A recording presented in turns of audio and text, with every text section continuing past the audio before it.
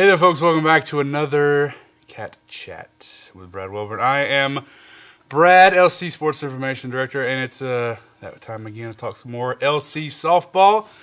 As you can see, we got Coach back at the desk, and we're just having so much fun bringing the players in. It's just, you get to talk to them. It's so much fun. Alyssa Ross joining us this week as well. We'll talk to her in just a couple of seconds. But first, Coach, I want to get your thoughts on this past weekend. We already talked about the Hendricks games, right? Anyway. But specifically the Turno series, we talked about last week. Knew that it was going to be, it wasn't going to be an easy series at all. Turno was very good, but I think, and maybe you can correct me if I'm wrong, but just missed opportunities in those two losses that really cost us. Yep, we knew coming in that they were a very, very good softball team, like most of the teams in our conference. And then when you look at the games and break the games down, we out-hit them in all three games. At the end of three games, the score is 12-12. Yeah. But we lost two games. And that's what we as a coaching staff and as a team have to figure out is where we're losing those wins. Right. And we sat down yesterday and visited about that. And in games like that, it's usually very small details that end up costing you, and that's what happened with us. We didn't make great big errors where balls roll between our legs or drop fly balls or anything like that, but we might have stranded runners in scoring position. Yeah. In three games, we left 30 runners on base. Yeah. They left 15. So there's a difference right Yeah, I don't there. remember if it was the first game or the last game, but there was 11 left on in one game. I remember that one for sure. Yep. We ended up with 30 left on base for the series, which is, I told the kids you kind of got to look at statistics with a bit of a grain of salt because to leave 30 on, you got to get 30 on. So we're getting the hits, just not getting when you There's need them just the one most. little piece of the puzzle there, Right. and we put that in, and we're right there with the best of them. Yeah, for sure.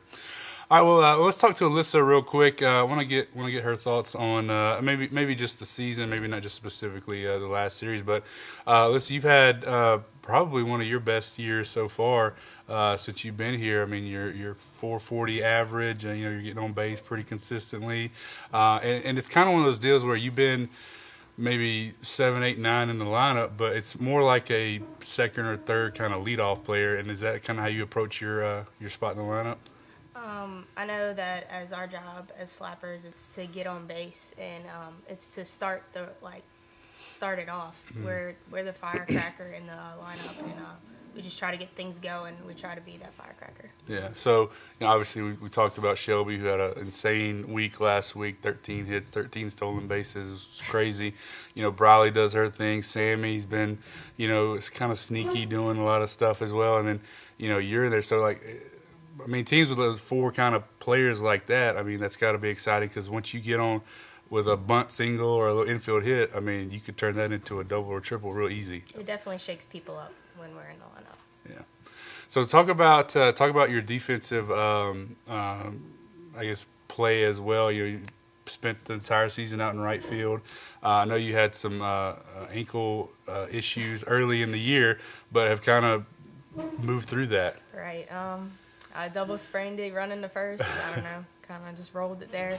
But just popped right back up. The trainers got me back and going. They did a really good job right that, and got me a new brace, so I'm ready to go. Well, definitely, it's fun. I know one of the goals for the four slappers were, to get 100 steals between you four, and I think we're pretty close. About 85. Yeah, that's it. He knows. Coach, he knows. He's keeping up with it. Well, Coach, want to talk real quick about this week. You guys heading out to Abilene to take on Hardin Simmons. And I know you weren't here last year, but a very much improved Hardin Simmons team, big time. What is different about this year that from what maybe you've seen? Well, I think what they have done is they basically came in and reloaded. They're a very young team. They've got a lot of freshmen, but the coach there has done a good job of going out and really recruiting hard in some key positions, and those freshmen are performing very well. This is a very good softball team, and you couple that with a very tough road trip, and we better have our shoes laced up when we get over there because they're going to be pretty good. Their catcher has a very strong arm, which kind of makes us rethink some of the things that have made us most successful. Right. So I feel like we better be ready when we get there because they're going to be ready to play. Yeah. All right, folks. Well, that's going to do it for this week. Links to follow the action will be up on our website and social media, so you can do that. They'll have a video and stats and everything from Abilene.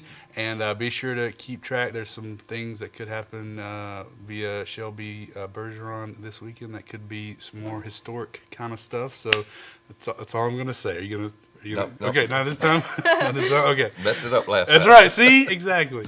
But keep up with that, and we'll be keep giving you updates as well throughout the weekend as the girls play there in Abilene. So, thank you for watching, Coach. Thanks for coming by. Thanks. Alyssa, thank you for stopping in. We will see you all next time.